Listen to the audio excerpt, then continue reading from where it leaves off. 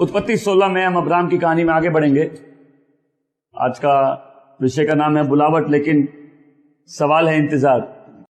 आज अब्राहम की कहानी में आगे बढ़ते मैं फिर से जल्दी से शुरुआत से बताता हूं कि अब्राहम 70 साल का था, उर के शहर में अपने पिता परिवार के साथ रहता था, अपने लोगों के साथ रहता था। परमेश्वर की आवाज आई और बोले जाओ तू उस स्थान में जा जो स्थान मैं तुझे देने वाला हूं। अब्राहम अपने घर से अपने पिता के साथ निकला, वो हरान नाम के एक शहर में पहुंचा और अगले 5 साल तक वो वहीं थे।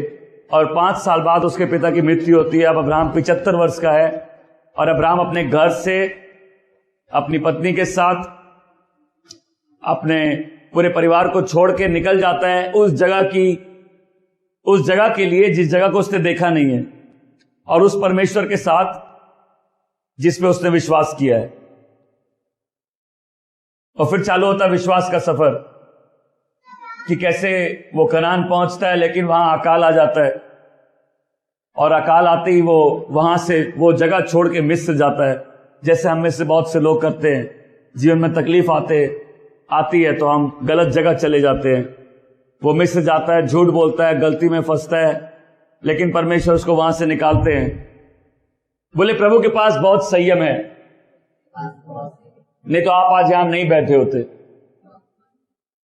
अब्राहम वापस कनान आता है और फिर हम देखते हैं कि हर परिस्थिति में अब्राहम का चरित्र पहले से बेहतर होता है, बदलता है। वो अपना दिल बड़ा करता है और अपने भतीजे को पहले चुनने देता है जब उन दोनों के बीच में लड़ाई होती है। परमेश्वर फिर बार बार अपनी वाचा बांधते, बोले स्थान देख, दाएं बाएं, उत्तर पूर्व दक्षिण पश्चिम, ये सब मैं तुझे देने वाला हूं। उसके बाद वो अपने भतीजे को जिसको लूट के ले जाते हैं, उसे वापस लूट के ले आता है और लूट के सामान में कुछ नहीं रखता है।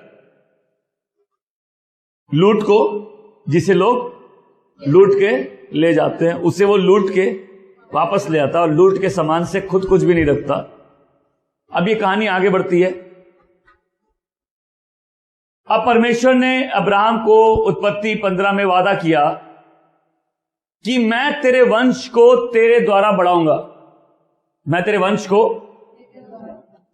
और अब इस कहानी में आप देख रहे खाली अब्राहम बुढ़ा नहीं है, उसकी बीवी भी बुढ़ी है। ऐसा नहीं ना आदमी बूढ़ा है उसकी बीवी जवान है, नहीं, दोनों बूढ़े हैं।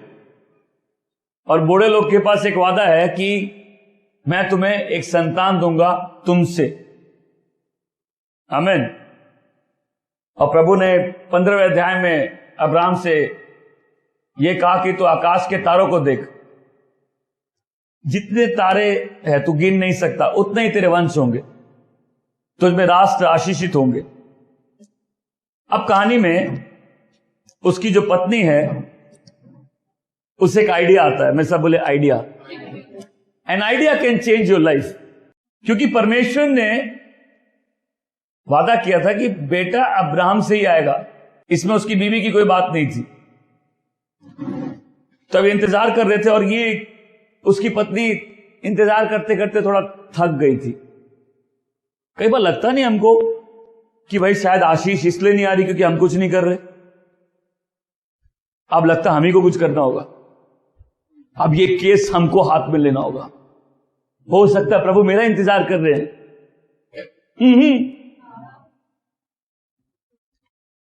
देखिए कई बार जब परमेश्वर ने अब्राहम को वादा दिया होगा, जब दिया था तो जरूर वो जाके अपने घर वालों को और सारे लोगों को कहा होगा कि परमेश्वर मुझे बच्चा देने वाला। तो लोग पूछते ना कहां है, हुआ बच्चा, हुआ, कोई गुड न्यूज कोई गुड न्यूज आंटी, कोई गुड न्यूज, कोई गुड न्यूज है? तो नहीं होगा। फिर थोड़ी देर बाद को पूछता कोई गुड न्यूज, बोले मेरा ब्रेक थ्रू आएगा, बोले मेरा ब्रेक थ्रू आएगा, मेरा ब्रेक थ्रू जरूर आएगा। अब प्रॉब्लम ये मेरे को नहीं मालूम कब आएगा। लोग आपसे तेरा ब्रेक थ्रू कब आएगा, कहां है तेरा परमेश्वर, एनी गुड न्यूज? बोले नहीं अभी नहीं है। हम विश्वास कर रहे हैं। तो सरे ये थोड़ा जरूर इन बातों से उब गई होगी, इंतजार करते करते थक गई होगी। तो अब ये प्रेशर है बच्चे पैदा करने का, ये बड़ा बढ़ता जा रहा है। अब अब्राहम को बोलती है कि मेरे पास एक आइडिया है, मेरे को अब समझ में आ रहा है प्रभु क्या चाहते हैं। ये जो पूरी कैलकुलेशन है मेरे को अब समझ में आ रही। प्रभु ने बोला तुमसे ही बेटा होगा, तुम बोले काम करो मिस्र में। बोले मिस्र, आपको याद है मिस्र गए थे? आप मिस्र जाते, आप मिस्र से निकल जाते, कई बार मिस्र आपका पीछा नहीं छोड़ता। इजिप्ट, मिस्र, और दो जगह, एक मिस्र है, एक वादे का स्थान है। मिस्र है दास का स्थान, और जहां प्रभु ले जाना चाहते हैं वो है बेटे का स्थान। बोले याद है आप मिस्र गए थे? याद है आपने झूठ बोला था? आपको याद है राजा ने आपने बोला था मैं आपकी बहन हूं, अपनी बीवी को उसने बहन बनाया था। तो आपको याद है राजा ने आपको बहुत गिफ्ट दिए थे, उसमें से बहुत सारे दास और दासी भी दिए थे। बोले आपको याद है एक हाजिरा नाम की दासी भी हमें दी थी? बोले आप एक काम करिए, आप हाजिरा से शादी करिए और उससे जो बच्चा होगा वो वादे का संतान है जो प्रभु हमको देना चाहते। आपको क्या लगा? अब्राहम बोला नहीं नहीं नहीं, हम ऐसा नहीं करेंगे। अब्राहम बोला नहीं, हमको पहले प्रेयर कर लेते हैं ना, पहले प्रभु से पूछ लेते हैं। यह अब्राहम बोल सकता था तुम्हारी चाहत अच्छी है लेकिन तरीका बहुत खराब है। और उन दिनों रीति रिवाज ऐसे थे कि अगर किसी आदमी का अपनी पत्नी से बच्चा नहीं हो तो वो दूसरी शादी करके बेटा पैदा कर सकता है और उसे अपना उत्तराधिकारी बोल के ग्रहण कर सकता है। कस्टम्स, उन दिनों कस्टम्स थे, क्योंकि हर कोई अपना उत्तराधिकारी चाहता है। और ये कस्टम था कि दूसरी शादी करके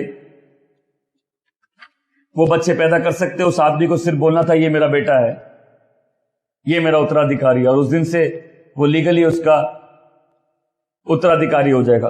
अब्राहम ने प्रार्थना नहीं की। इससे पहले आप देखेंगे अब्राहम जगह जगह वेदियां बनाता था। अब्राहम ने वेदी नहीं बनाई। अब्राहम ने उससे नहीं कहा ये गलत बात है, परमेश्वर ऐसा नहीं चाहते, ये इस ढंग से काम नहीं होते। और वचन कहता है अब्राहम ने सरै की बात सुनी। अब्राहम ने सारा की आवाज सुनी। अब्राहम ने सारा की आवाज सुनी। आप किसकी आवाज सुनते? वो एक अंदर से धीमी आवाज आती, मेरे बच्चे चिंता मत कर, सब ठीक है तेरे साथ। आज आपको ये विश्वास करना होगा कि अगर आपने परमेश्वर की आवाज सुन के उसके पीछे चलना शुरुआत किया है तो वो आपको संभालने में सक्षम है। आमीन। वो आपकी विपरीत से विपरीत परिस्थितियों को बदलने में सक्षम है। अब्राहम सारा को बोल सकता था कि जब परमेश्वर ने वादा दिया उससे पहले तुमसे मेरी शादी हो चुकी थी। तो जो वादा देता है वो उसको पूरा भी कर सकता है। कब?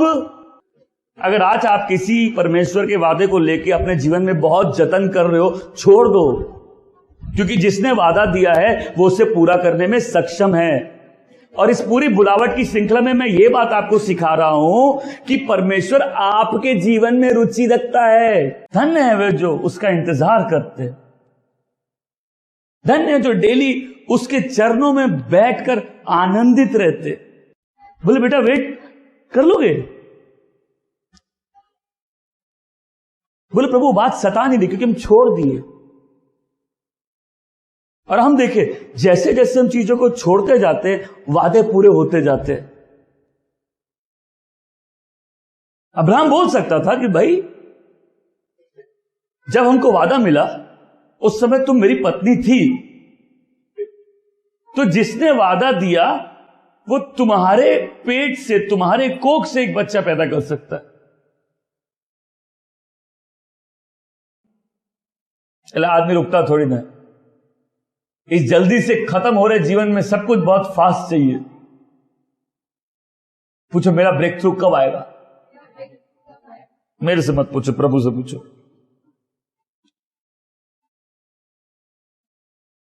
तो सारा ने अब्राहम को मना लिया कि वो हजीरा को अपनी पत्नी के रूप में ग्रहण करे। अब एक जवान औरत और एक 85 साल का पति दोनों शादी कर लिए और तुरंत हाजिरा गर्भवती हुई। बोले यहां तक सब ठीक था। बोलिए नहीं, गड़बड़ी तो उसी दिन चालू हो गई थी जिस दिन इनका संयम टूट गया था। देखिए मैं फिर से बोल रहा हूं, अब्राहम घर से 70 की उम्र में निकला था। इस समय तक वो करीब 85 वर्ष का है, 85, और उसका बेटा 100 की उम्र में होता है। अभी और सफर बाकी था। इसलिए आप नहीं बदले तो क्या बदला? अब्राहम कब बनेगा? बोले पहले गलतियां कर ले थोड़ी और।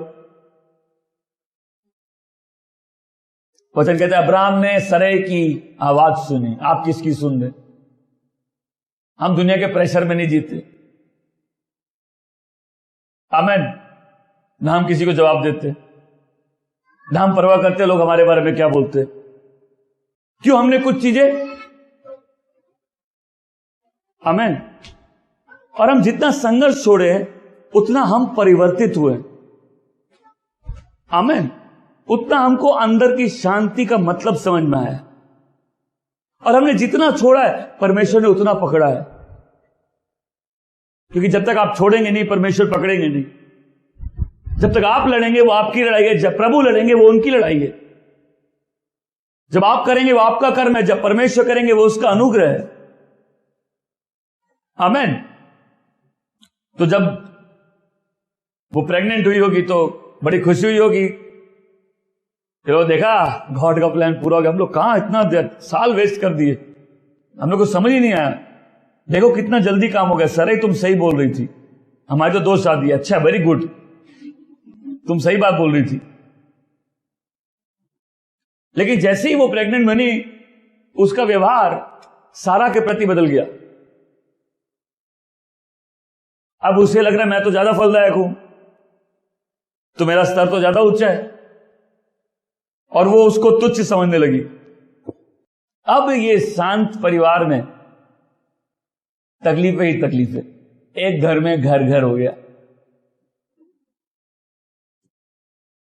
एक घर में पूरा घर तमाशों से भर गया। वो उसको तुच्छ बोल रही है तो सारा अपने पति को बोल रही है तुम्हारी गलती है। तो उसका पति बोल रहा है वो तुम्हारी दासी, तुमको जो करना तुमको, आइडिया तुम्हारा था, एंजॉय। तो अच्छा वाला शांत घर था, यहां सब एक दूसरे के विरुद्ध हो गए। तो सारा अब्राहम से कहती है कि तुम्हारी गलती है, मैंने तुमको अपनी दासी दी तुम्हारे पत्नी की तरह। अब देखो वो मेरे से इस प्रकार का बर्ताव कर रही है। अब परमेश्वर देख रहा है ये तुम्हारे और मेरे बीच में। अब वो बोल रहे कि परमेश्वर देख रहा है कि मेरे और तुम में कौन गलत है। तो अब्राहम बोल रहा है देखो तुम्हारी दासी है, तुमको जैसे उससे बर्ताव करना है तुम उससे करो। तो वो अब ये घर पूरा वॉर जोन हो गया। वो उसको तुच्छ मान रही है, वो उससे लड़ रही है, अपने पति से लड़ रही है, पति उसको बोल रहा है, वो अब उसको तंग कर रही है। अब उसकी पहली पत्नी उसकी दूसरी पत्नी को, अब इनकी आशीष से इनका श्राप बन गया। आमेन। अब इनकी आशीष है, और कई बार ऐसी होता है घरों में, जीवनों में, जो आशीष बनना था वही श्राप बन जाता। जहां ब्लेसिंग आनी थी वहीं तकलीफ आ जाती। इन दोनों की गलती में वो जवान औरत पिस गई,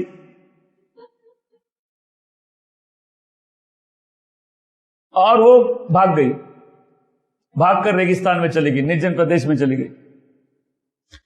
सोचो कभी कोई रेगिस्तान में मरने के लिए तैयार है, घर में नहीं जाएगा। सोचो कोई रेगिस्तान में मरने के लिए तैयार है लेकिन घर नहीं जाएगा, तो घर में मतलब कितनी तकलीफ है। लेकिन रेगिस्तान में उसको एक स्वर्गदूत मिलता है और पूछता तुम कहां से आ रहे हो, कहां जा रही हो। तो बताती है सारी कहानी। तो बोलता वापस जाओ, अपने मालकिन के अधीन जियो, तुम्हारा एक बेटा होगा, उसका नाम इस्माइल होगा, उसके वंश अनगिनत होंगे। गलती किसकी थी? अब्राम की, सारा की। बुलाया कौन गया था? अब्राम बुलाया गया था, सारा भी बुलाई गई थी। पीछी कौन? कई बार विश्वासी सिर्फ अपना ही सोचते, परमेश्वर ऐसा नहीं सोचते।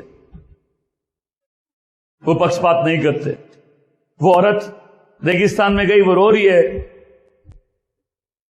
और वहां स्वर्गदूत आता है, बोलता तुम्हारा एक बेटा होगा, उसका नाम इस्माइल होगा। इसका मतलब है परमेश्वर देख रहा है, मतलब परमेश्वर सुन रहा है। बोला लेकिन वो एक जंगली आदमी होगा, मतलब जंगली गधे के समान होगा, क्योंकि जंगली गधे को वश में लाना बहुत मुश्किल है। आइए इस कहानी का थोड़ा बैकग्राउंड बताऊं। वो एक जंगली गधे के समान होगा, उसका हाथ हर एक के विरुद्ध होगा, हर एक का हाथ उसके विरुद्ध होगा। अब्राहम का जो ये बेटा इस्माइल, तो देख लीजिए बाइबल में क्या लिखा है, इनका हाथ सबके विरुद्ध होगा और सबका हाथ इनके विरुद्ध होगा। क्यों? पूछे क्यों? ये ऐसी कंडीशन में पैदा होगा, ये जिस घर में, जिस कंडीशन में पैदा हो रहा है, जिस एनवायरमेंट में पैदा हो रहा है, जिस कष्टों में पैदा हो रहा है, इसकी लाइफ वैसे, लेकिन इसके पास एक ब्लेसिंग है कि इसके भी वंश अनगिनत होंगे। आमीन। तो कहती तू परमेश्वर है जो मुझे देखता है, और वो वापस लौट जाती है। और उस स्थान का नाम जिसके कुएं के बगल में वो उसको स्वर्गदूत मिलता है, कहती वो कुआं है जहां जीवित परमेश्वर ने मुझे देखा है और मेरी सुनी है। तो जब वो घर आई होगी वापस, उसने अब्राहम को जरूर बताया होगा क्या घटा है। तो उसका बेटा होता है, अब्राहम ने उसका नाम इस्माइल रखा। लेकिन इसके बाद अब्राहम का अपना बेटा 100 वर्ष की उम्र, मतलब इससे भी 15 साल बाद, जब अब्राहम 100 साल का था, बूढ़ा, बिल्कुल बूढ़ा था,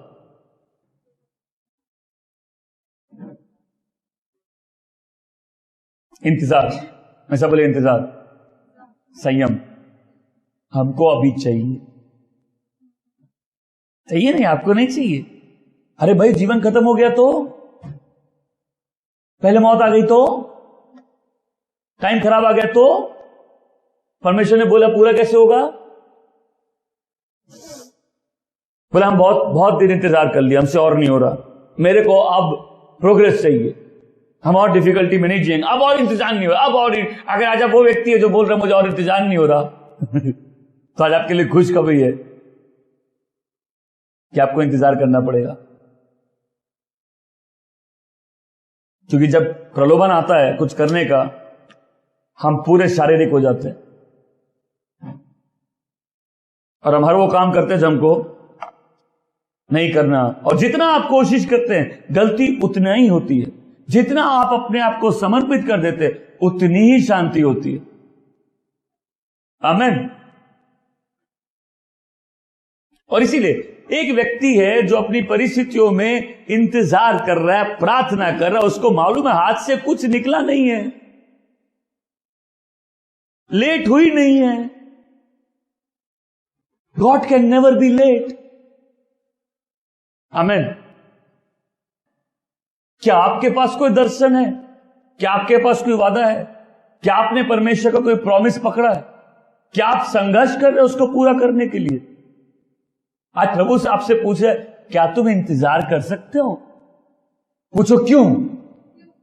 बोल रहे इसमें तुम्हारा ही फायदा है, क्योंकि कुछ आशीषें यदि तुमको आज दे दूं, तुम उसको संभाल नहीं पाओगे। क्योंकि परमेश्वर चाहता है जिस दिन आपके जीवन में वो वादा पूरा हो जिसका उसने वादा किया था, उस दिन आप उसका पूरा आनंद ले सके। क्या कोई आज घर जाएगा अब बोलेगा मैं छोड़ देता हूं? कोई आज अपनी प्रार्थना की वेदी में जाएगा, बोलेगा प्रभु मैं छोड़ रहा हूं, मैं संघर्ष छोड़ रहा हूं। है तो तेरे वादे पूरे करने की मैं कोशिश कर रहा हूं, प्रभु मैं छोड़ रहा हूं। क्या तुम इंतजार कर सकते हो? Can you wait? आपको हड़बड़ी है? आपको दुनिया आज ही जीतनी है? आपको पूरा परिवार आज बदल देना है?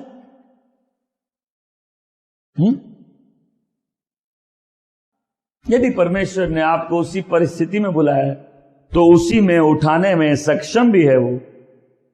आमीन। कोई आज जाएगा अपनी प्रार्थना की वेदी में, बोलेगा God I am happy in you. अब इंतजार की क्या बात है, इंतजार कितना खूबसूरत है। आप संयम कब सीखते हैं? पूछे हम कब सीखते हैं? जब आप डेस्परेट होते हैं। मतलब जितने अच्छे फल है वो विपरीत परिस्थिति में ही निकल। आप प्यार कब सीखते हैं? अगर मेरे अगल बगल ऐसे लोग हो जिनसे प्यार करना बहुत आसान हो, हम भी प्यार कर लेंगे। लेकिन बोले प्रभु मुझे प्यार सिखा, प्रभु ऐसे टेढ़े लोग भेज दे मेरे जीवन में, फिर आप प्यार करना सीखोगे कि नहीं? उसी को तो प्यार बोलते हैं ना। जब आप इससे प्यार करो जो आपसे प्यार नहीं करता है। आमीन। संयम क्या बोलते हैं? अगर आपके पास कोई चीज ऑलरेडी है, आपको वेट करने की जरूरत है। संयम तो तभी चाहिए जब आप डेस्परेट है किसी चीज के लिए। एक आदमी था गांव में, सबसे विनम्र था। एक दिन जाके बोला मैं इस गांव का सबसे विनम्र आदमी हूं। वो आखिरी दिन था, वो सबसे विनम्र था। लेकिन बोल रहा अगर यदि मेरे जीवन में थोड़ा भी संयम है तो वो इसीलिए आया कि आपकी तरह मैं भी बहुत सारी डेस्परेट सिचुएशन में सिर्फ एक वादे के साथ था। अब्राहम ने सरे की बात सुनी, मैं भी बहुत लोगों की बात सुना, लेकिन अंत में मैंने उसकी आवाज सुनी कि बेटा वादा मैंने दिया है, पूरा भी मैं ही करूंगा। क्या तू सिर्फ विश्वास करके मुझ में आनंदित रह के जीना सीखेगा? तू प्रभु को अपने आनंद का स्रोत जान और वो तेरे दिल की सारी मुरादों को पूरा कर देगा। अरे प्रभु आनंदित होते कहां हैं? सब समय तो टेंशन है, वादा कैसे पूरा होगा? तो क्या तुम आज अपने प्रार्थना की वेदी में, या तुम आज क्या प्रभु के सामने खड़े होकर बोलोगे प्रभु I am happy in you, मुझे इंतजार से डर नहीं लगता है। आमीन। जब आप उस स्तर तक पहुंच जाते हैं, आप तैयार है अपने आशीषों को पाने के लिए। और कई बार इसीलिए लोग कि बैठकर दुआ करके परमेश्वर को खोजने के बजाय खुद कुछ करना चाहते हैं। क्या आपको प्रभु ने सेवकाई का वादा दिया है? उसके चेहरे को खोजिए, उसमें आनंदित रहिए, दुआ करके अपने समय का इंतजार करिए। मैं ये नहीं बोल रहा कि आप सेवा मत करिए, लेकिन अगर वादा है तो वादा पूरा कर दे, परमेश्वर उसे पूरा करेगा। इसीलिए एक समय आता है जब आदमी को मालूम चलता है जिसने मुझे बुलाया है वो परमेश्वर है, ही सॉवरेन। मेरी लाइफ की कंडीशन कैसी, इससे कोई फर्क नहीं पड़ता, उसने बुलाया है वही करेगा। एक समय आता है विश्वासी को मालूम चलता है गॉड इज गॉड। आमीन। प्रभु आपके अंदर ऐसा परिवर्तन लाए जहां आप इतने अश्योर्ड हो जाए गॉड इज गॉड। जो कहता है वो उसे पूरा करता भी है। आमीन। ज्यादा से ज्यादा क्या होगा? बोले अगर आज मैं उत्तेजित ना हूं तो ज्यादा से ज्यादा क्या होगा? पूछिए ज्यादा से ज्यादा क्या होगा? जैसा चल रहा है वैसे ही चलेगा। स्टेटस क्यो। तो अब ऐसा नहीं चल सकता, फिर क्या कर लोगे आप? बोले हमको गलती करने का मन कर रहा है। ज्यादा से ज्यादा क्या होगा? लेकिन जैसा चल रहा है वैसा चल रहा है के बीच में आप बदल जाओगे। तो जैसा चल रहा है वो ज्यादा दिन तक वैसा नहीं चलेगा।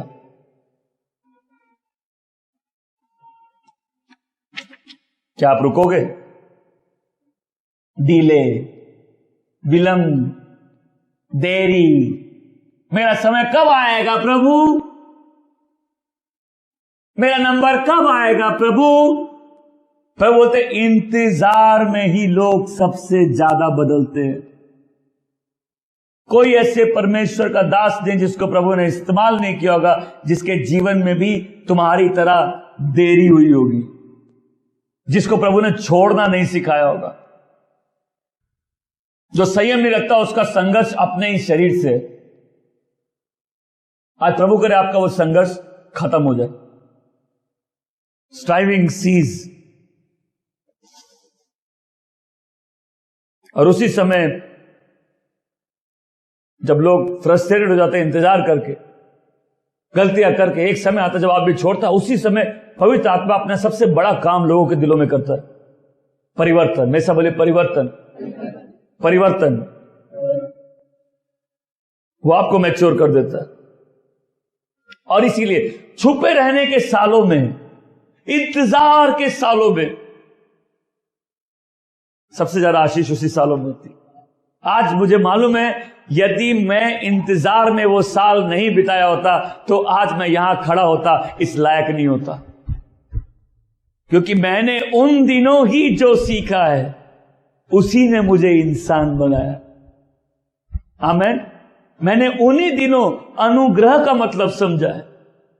मैंने उन्हीं दिनों इस बात का मतलब समझा है कि ये जीवन मेरा अपना नहीं है, ये उसका है जो मेरे द्वारा जीना चाहता है। धीरे धीरे करके अब्राहम बनने लगा। हेलो फ्रेंड्स, क्या आप अपने जीवन में उत्सुक हैं विश्वास के अगले स्तर में जाने के लिए? क्या आप वही विश्वासी हैं जो भूखा और प्यासा है कि परमेश्वर की सिद्ध इच्छा को जाने, उसको पूरा करे? हर जीवन के साथ एक भाग्य है। ये हर विश्वासी की इच्छा है कि वो अपने भाग्य को पूरा करे। क्या आप वो विश्वासी हैं जो मन में भूखे हैं कि मुझे परमेश्वर की सेवा करनी है, और आपके पास कोई ऐसा व्यक्ति नहीं मिला जो आपको सिखाए, तैयार करे, जो आपको शिक्षा दे और आपको वो बातें बताए जो आपको जानना जरूरी है? इन्हीं सारी कारणों से मैंने एक कोर्स तैयार किया जिसका नाम है school of faith. School of faith एक ऐसा स्थान है जहां विश्वासियों को प्रशिक्षण दिया जाता है, उन्हें तैयार किया जाता है परमेश्वर की सेवा करने के लिए। जो विश्वासी इस कोर्स से जुड़े हैं उनके बंधन टूटते हैं, उनके लाइफ में ब्रेक थ्रूज आते हैं, उनके सोचने समझने का तरीका बदलता है। वो अभिषिक्त शिक्षाएं पाके वो वचन में दृढ़ हो जाते हैं, वो परमेश्वर के वचन का प्रचार सीखते हैं, वो वरदानों से लैस होकर सेवकाई में उनके कदम आगे बढ़ते हैं। याद रखिए, अगर आपकी चाहत है कि मेरा जीवन फलदायक हो और मैं एक प्रभावशाली सेवा कर सकूं, तो कभी भी जो समय तैयारी में इन्वेस्ट किया जाता है ये नष्ट समय नहीं है।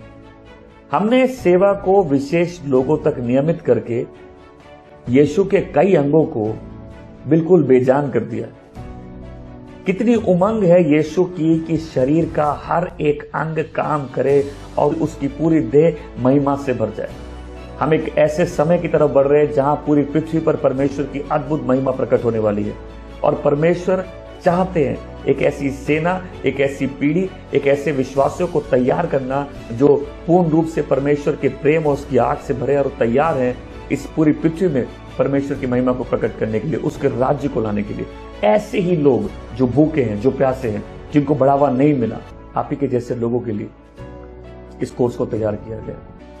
अगर आप इस कोर्स से जुड़ना चाहते हैं तो आप स्क्रीन पे लिखे इस नंबर पर हमें कॉल करिए या व्हाट्सएप करिए और हम आपको सारी डिटेल्स देंगे इस कोर्स के लिए। अगर इरादा एक प्रभावशाली और फलदायक सेवा का है जो जीवन भर चले, तो कभी भी तैयारी का समय नष्ट समय नहीं हो।